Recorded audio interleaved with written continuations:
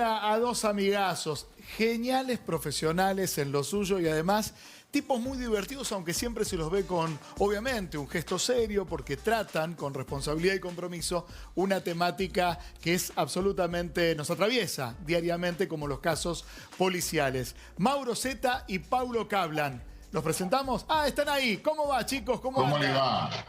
¿Cómo andan? ¿Cómo les va? Gracias por los elogios, pero ¿hablabas de nosotros cuando decías que teníamos todas esas atribuciones o era un error?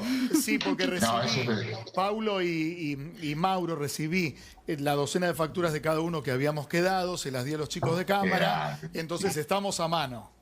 3 empanadas. Lo que tenemos de la crónica policial es el gesto adusto. Gran palabra, ¿no? Claro. ¿Viste? Gesto adusto en la crónica es como la tensa calma. Viste que hay frases como periodísticas. Tenemos una saga muy interesante que hacemos en el teatro. Hay un asesino en la sala que justamente es complete la frase, porque nosotros, el periodista de policiales, tiene como 5 o 6 frases que son muletilla, que las sabemos nosotros y la gente las tiene que adivinar en el escenario. Por ejemplo, un periodista de policiales dice cinematográfica, la frase se completa como cinematográfica persecución, o feroz es tiroteo. Son frases muy del palo nuestro que sabemos la que viene atrás, que son como de manual. Me encantó. Frondoso. Claro, prontuario. Prontuario, muy bien. Es un gran juego que se puede proponer muy pronto por este Canal 9. Una más. Una más. A ver, Pablito, vos. A ver, puede ser cinematográfica, dijimos, frondoso, prontuario. Yo repito todo, ¿viste? No me acuerdo nunca. ¿Qué puede ser? Muchas. Tensa calma es hermosa también. Hay un Tenés montón. muchas que son como muletillas que son... Te das cuenta que hace policiales porque te completa con otra palabra. Lo que vos decís frondoso es arboleda, para nosotros es prontuario. Claro. Claramente. Ahora, Mauro, ¿existe el crimen perfecto?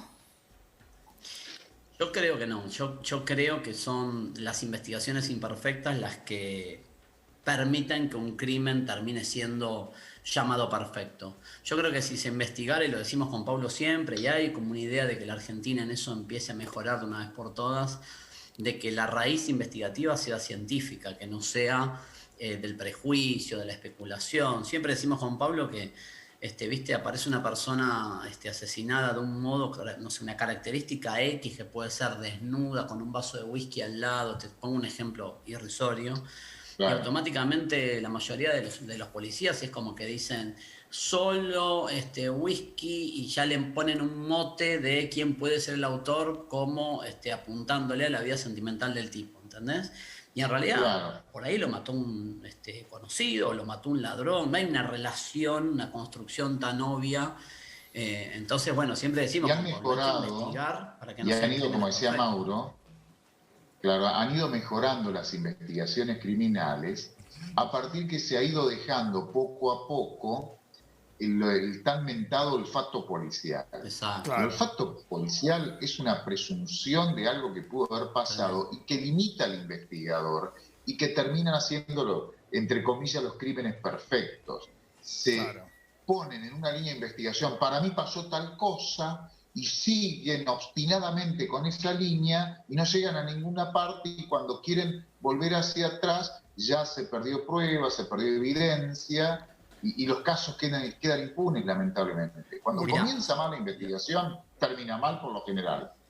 Luis, Tatiana, justo están pasando ustedes imágenes del femicidio de Norita Dalmaso. Es un típico ejemplo de una investigación sostenida en el prejuicio, la especulación, la víctima más destratada y humillada de la historia criminal argentina más reciente fue Norita Dalmaso, donde incluso asesinada se la trató como un objeto, ¿no? Y los periodistas también tenemos que hacer ahí una crítica de cosas que se publican. Mira, yo estoy muy enojado con lo que pasó este año y lo repito hasta el hartazgo, cómo los medios de comunicación, salvo raras excepciones, trataron al femicida Jorge Neus cubriendo... Coincido totalmente con vos, porque hay como una jerarquía o una casta machista y además empresarial, porque era un hombre poderosísimo, donde hasta el mismo acto de despedida de los restos del femicida y su víctima era con un cuadro de ambos sonriendo y abrazados. Tremendo. Entiendo el dolor de los hijos, los corro a un costado, pero había un cura No, ahí sí. también oficiando una especie de ritual de un criminal con su víctima. Claro. Y los medios De un poniendo femicida. inhuman los Justamente restos de sí. Jorge Neus y la esposa, o sea, olvidándonos que era un femicida. Viste como, no sé si Pablo pensás lo mismo, hay como una doble vara, viste, ese mismo Claro. femicidio, el ingeniero Budgen hubiese tenido todo ese tipo no sé, como hasta maquillaje le llamo yo, era un femicidio maquillado, ¿no, Pablo? Claro que sí, hasta el día de hoy, lamentablemente, cuando hay un poderoso de por medio, como en el caso de Neus, que desde el primer minuto se supo que era un femicidio. Lo que pasa es que lo fueron dilatando porque se tiene un poco más de cuidado canallescamente con este tipo de personajes. Y como bien decía Mauro, que lo estamos viendo, el caso de Nora Dalmazo, fue un femicidio, pero al principio ni siquiera querían tratarlo, en el caso de Nora, como un crimen. Investigaban si había muerto en medio de un juego erótico y después si fue un crimen motivado por una cuestión sexual, cargando siempre la culpa a la víctima. Sobre ella. De eso tenemos que aprender y mucho. Cargando culpa, obviamente, canallescamente cargándole la culpa a una víctima. Aunque no existía la palabra, fue un femicidio. Es un horror lo que ha sucedido con la revictimización de Nora Dalmazo, como también es un horror como en algún momento Barreda fue una especie de ídolo y se han hecho chistes y se lo ha coreado en la cancha. Sí. Mirá, nosotros vamos a dedicar un gran tramo del nuevo episodio de Hay un asesino en la sala que vamos a hacer por streaming. Si quieren después les contamos Todo. cómo, dónde y demás. Vamos a dedicar mucho espacio a Barreda porque Barreda es en esencia y en lo que fue el múltiple femicida que mata claramente porque cosifica y pone como objeto a sus propias hijas, a la esposa, a la suegra. Y siempre con Pablo recordamos algo que no es menor para nosotros. Ese Barreda que después terminó, como dicen ustedes, aplaudido, hasta hicieron canciones, hasta hicieron pintadas acá en La Plata para avivarlo, ¿no? Riéndose como ese chiste muy machista, ¿no? De mató a la suegra y todos los boludos riéndose atrás como si fuera algo divertido. Nosotros vamos a darle mucha importancia porque entendemos que no solamente fue un femicida que intentó canallescamente, como dice Paula, hasta en el juicio defenderse con un argumento de cuarta, que era que le habían dicho Conchita, como si eso justificase su accionar, sino que mata a las víctimas. Cosa que no se lo dijeron, que no es cierto. Él lo inventó, todo eso que se conoce ahora lo inventó él para justificarse, pero si hubiese sido cierto, No habilita. Nada. Ahora, este hombre Claro. que estamos viendo en pantalla junto a los dos colegas que hoy recibimos aquí en Quédate, este hombre mató a 4 mujeres y luego, con las manos todavía cargadas de pólvora y sangre, fue a tener relaciones sexuales con su amante, inventó versiones distintas. A mí siempre me impactó algo que entiendo que es absolutamente autorreferencial y sé que no es justo decirlo, pero tiempo después, años antes de que se muriera, lo crucé en la línea C, estaba con una compañera viajando en el subte y me pareció tan obsceno cruzármelo. Y sin embargo vi que todo el mundo estaba alrededor de él, que nadie se espantaba y yo tuve que bajarme, además por una cuestión de historia personal, Mirá, que te me da un tocó profundo ese asco viaje. cruzarme con un femicida, pero también entendiendo que había cumplido su trámite judicial. Esa convivencia, como es a veces por momentos, en mi caso, medio irreparable, ¿no? Claro. Sí. Claro. Vos sabés, Luis, que para cerrarte la idea de antes y pegarlo a eso del subte, porque me acuerdo que trascendió esa foto de él viajando en el subte, no sabía que había estado en ese vagón. En su momento decía yo que Barreda elige matar a las hijas cuando ellas están en plena independencia económica y amorosa. No me parece un dato menor dentro de la construcción del femicida. Y ese dato me impresionó mucho. Y el otro, me tocó ir para Telefe Noticias hace 2 años a la casa y entender ahí la dinámica de una cacería donde las mujeres, las víctimas tenían apenas unos metros ni siquiera para correr, no había forma porque era una emboscada claramente diagramada. Y Paulo siempre cuenta la anécdota, ¿no? de cómo él elige ir a un curso de derecho meses antes para instruirse en homicidios, ¿no? Paulo hace toda una planificación. Claro. Él Él lo que hace, en el caso de Barreda, es planear, es un crimen planeado, por eso echa por tierra todas las versiones, justificaciones que da este femicida. Un mes antes, él participa de un curso para abogados en el Colegio de Abogados de La Plata, que dicta el que lo terminó condenando el doctor Ortel, el presidente de la Cámara, que lo condenó. Para abogados, había unos 50 abogados y un odontólogo. Fue a tomar notas, estaba planeando, y el crimen ocurre un domingo, que fue el último domingo, era el último domingo planeado que iba a estar la familia junta, no con él, porque ella estaba separado, sino las hijas se estaban mudando y una de las hijas había ido a buscar unos muebles porque se mudaba al Gran Buenos Aires con su pareja. Cuando están todas juntas, él se mete en la casa y comete la masacre planeada, que la venía estudiando, y siempre lo contamos. Cuando uno analiza el expediente, él tiene un motivo para cometer el cuádruple femicida. La plata. Lo que separaba a él de lo que él consideraba que era de él, que no era de él, esta es mi plata, y todas estas mujeres que están acá se oponen entre mis bienes y yo. Y entonces agarró y las mató a todas. Un femicida absolutamente cruel y que planeó todo. Un asco de persona. Ahora hablamos de Barreda, hablamos de... podemos hablar de García Belsunce, un caso que conmocionó al país, del que volvimos a hablar este año a raíz de la serie que se estrenó. Sí. Podríamos hablar de Ángeles Rawson, podríamos hablar de Fernando Báez Sosa. ¿Por qué hay crímenes? ¿Por qué hay casos que toman a los medios y a la opinión y no podemos soltarlos? ¿Qué los diferencia de otros que suceden tal vez 3 horas antes o 3 horas después a 20 kilómetros? Está buena la pregunta, porque con Pablo siempre nos preguntamos lo mismo.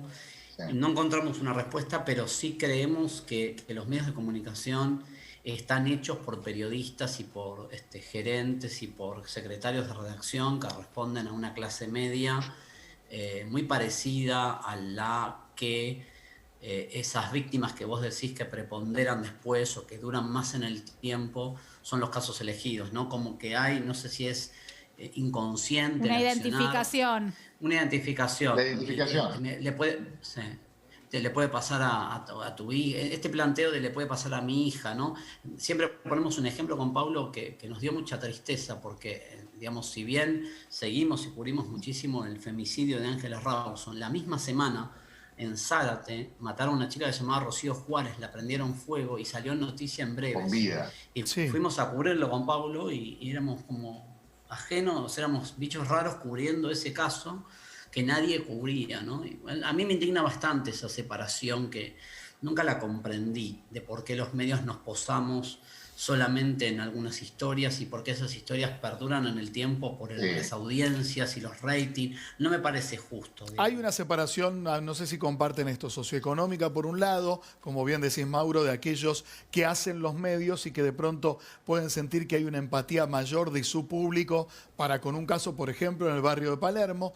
Y por otro lado, una cuestión también de coyuntura histórica. Yo recuerdo que hasta un día antes de la primera marcha de Ni Una Menos, hablar de femicidios despertaba el espanto de toda la comunidad de productores, a los que les mando un abrazo enorme porque hoy es el día, entendiendo que pensaban que eran temas pianta rating.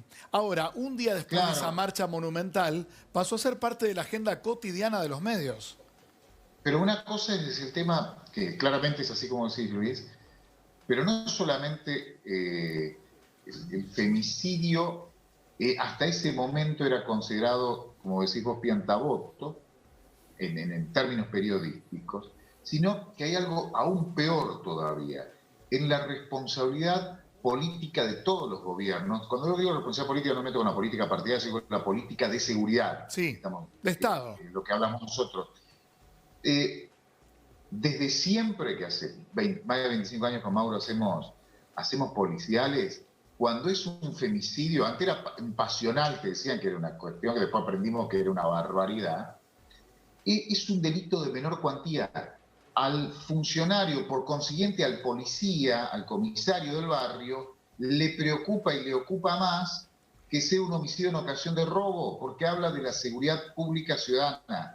Si es un homicidio que ocurre puertas adentro, un femicidio, por ejemplo, le genera o entiende ese funcionario, sea policía o ministro, una menor responsabilidad ante la sociedad. Entonces, se daba esta particularidad que te pasaba, nosotros hacemos recorrida por la comisaría.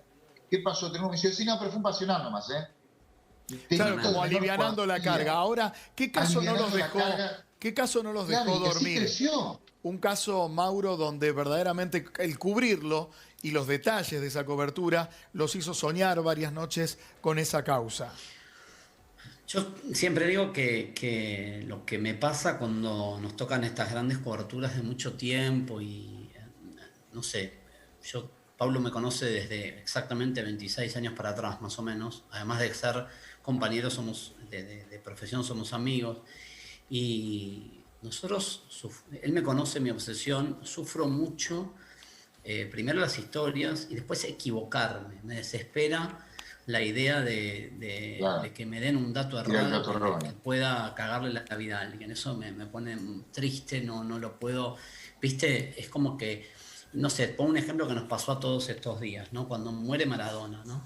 Yo estaba al aire en Telefe, preferí salir último, no correr, pero tener la certeza de no decir algo que no tenía la convicción de que la cantidad de fuentes necesarias para cuando yo no hago periodismo deportivo, no tengo ni idea de la cuestión del entorno en términos a quién llamar, ¿viste? Hay gente que se mueve más en el palo maradoniano y era mucho más fácil cotejar si Maradona había muerto o no. Nosotros con Pablo tenemos como ni siquiera nuestra fuente está relacionada con lo policial y lo judicial propio. Claro. Y yo, hasta el día de hoy, de que murió Maradona para acá, estoy todas las noches tratando de ser mesurado, de entender, viste, qué pasó y de tener papeles a mano y documentación y de no errar. Bueno, me pasa siempre. Si me preguntás, en todo siento como una alteración que después no me deja dormir o hasta que no cierro en la película en mi cabeza de lo que dije ese día, no descanso. Claro. Te genera la incertidumbre de haber dicho algo erróneo que pueda afectar a alguien, porque en lo contás, termina siempre afectando a alguien. Pero una cosa es que afecta al que corresponde y no al que no corresponde. Ese es el problema. Pero con respecto a lo que decías, Luis, a lo largo de todos estos años, con Mauro hemos visto decenas de periodistas, mucho mejores que nosotros, en la crónica policial, pero que de un día para otro dejaron la crónica policial y se fueron a otras secciones. Esos periodistas son los que la historia no los deja dormir. Si a ver, en definitiva lo que terminamos contando son expedientes, con mucha responsabilidad y compromiso con las víctimas y con los familiares. Pero si un caso, una familia, te da tanta pena que te genera, que te angustia y no podés dormir, ese es el momento que el periodista de policial deja de ser periodista de policial. Claro. Porque en definitiva sabemos que no es nuestro drama. Si no, no podés vivir. No podés vivir. Si te metés en el expediente de esa manera, no podés vivir. Mauro, ¿te ha pasado creer que estaban encarcelando o responsabilizando a un inocente? Todo el tiempo. Eso también debe quitar el sueño. Mira, yo recorrí las cárceles 2 años para Telefe también. Agradecemos con Paula a Telefe que nos permite estar hoy acá. Nos pasó recorrer penales y la verdad, mucho delincuente te dice, mira, yo esta la hice, esta también, pero esta me la armaron y tenés bastante para creer. Es un gran déficit de la Argentina que tiene que ver con esto que hablamos al principio.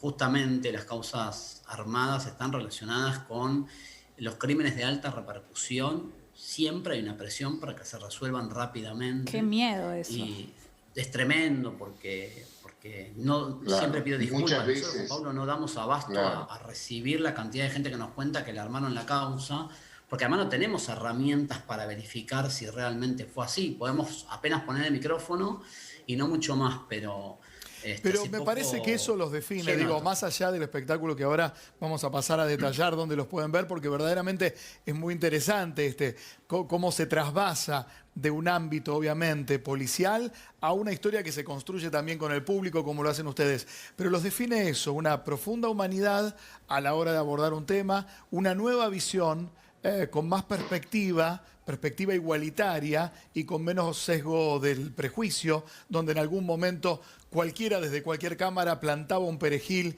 y se creía que diciendo una gran certeza muy gritada tenía la verdad absoluta, porque el periodista no es ni un fiscal ni un juez, es simplemente un periodista que intenta unir las partes o las piezas de un gran rompecabezas. Claro, contamos expediente, no cambiamos absolutamente nada. El problema es cómo es ese expediente, decimos con Pablo, porque el problema es lo que nos conocimos con los años, es que nosotros comunicamos lo que figura en un expediente, lo que piensa un fiscal, la defensa, el juez, la cámara, el tribunal oral. El problema es lo que está ahí adentro. No es que nosotros inventamos, sino que lo que está escrito ahí adentro probablemente no sea cierto porque la investigación fue errada, porque la pericia llegó tarde. Así como hay grandes investigaciones que contamos cuando laburan y te das cuenta que se deslomaron para resolver. Seguro, hay de todo. Chicos, ¿cuándo es el espectáculo de streaming que los queremos ver? Ya se viene, mirá, el 12 de diciembre, ahí tenés 23 horas. El sábado que viene. Sábado que viene. No se lo pueden perder. Y les contamos por qué no se lo pueden perder. Primero porque vamos a lanzar nuevos casos. Es como un rediseño de la obra de quienes la vieron presencialmente, y hace poco hicimos un streaming que fue el primero que hicimos, que también nos encantó esta posibilidad de llegar a todo el país en simultáneo, al mundo. Y van a debutar 4 casos que nunca pasaron por Hay un asesino en la sala. Y además, como contabas, ahora le paso la pelota a Pablo, pero además de contar 4 casos policiales desde el lado B, los absurdos, lo irónico, lo insólito, la cosa que por un lado te reís o te saca una sonrisa para no llorar por lo increíble de las cosas que pasan en las causas policiales nuestras. Con Pablo contamos que se da una situación que es que ustedes, el espectador, puede ser detective por un día. Si querés contarlo vos, Pablo, de qué va eso, ¿no? Vemos que a todos nos interesa, en definitiva, jugar al investigador. Lo que hacemos muchas veces, y en este espectáculo vamos a hacer, es plantear una serie de pistas, de datos que te permitan descubrir el quinto caso. Y también hacemos algunos acertijos de entrenamiento, de puro entrenamiento de investigación, y bueno, la gente se engancha mucho y lo hacemos a través del streaming. Buenísimo. Chicos, hacerlo, ¿no? les pido un favor. Por PlateaNet saco las entradas. Lo quiero ver. PlateaNet, 500 mangos y lo ve toda la familia. Sí, 550 mangos y con una entrada. Un pedido grande a los dos. Ambos están trabajando en este momento con 2 personas que quiero muchísimo, pero los van a hacer desbarrancar. Vero Lozano y Flor Peña son divinas. Estás hablando en futuro, ya pasó. Ya pasó. Se van a divertir mucho. Un abrazo grande, chicos. Gracias por estar. Gracias por la oportunidad y el respeto. Gracias. Los veo, los sábados y los domingos los veo. Beso a ambos. Siempre es un placer charlar con ellos, la tienen clarísima. El 12 de diciembre, el sábado próximo, vamos a estar ahí acompañando. Me encanta cómo cuentan las cosas. En un ratito.